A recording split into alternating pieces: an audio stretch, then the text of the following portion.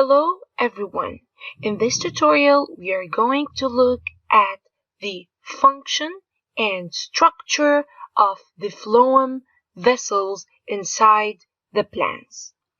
Phloem vessels are tubes that carry nutrients made up by the plant, such as sugars and amino acids, which are made during photosynthesis inside the leaves of the plant.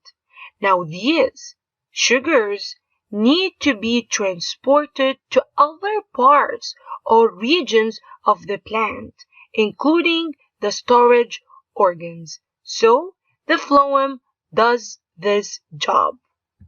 This is called translocation. Phloem tissue is living and forms a continuous system throughout the stem, leaves, and roots. However, how is the structure of the phloem developed to its function? The main transporting vessels of the phloem are the sieve tube elements. Like xylem, the phloem sieve tubes are made up of many cells joined end to end to form a long, hollow structure. But, unlike the xylem tissue, the phloem tubes are not lignified, so they are not surrounded by lignin.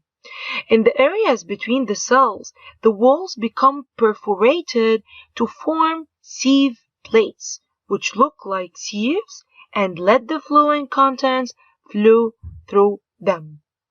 As the large pores appear in these cell walls, the tonoplast, the nucleus, and some other organelles break down.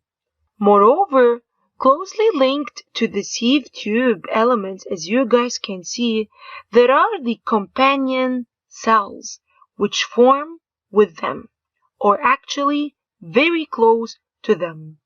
These cells, which are the companion cells, are linked to the sieve tube elements by something called plasmodesmata.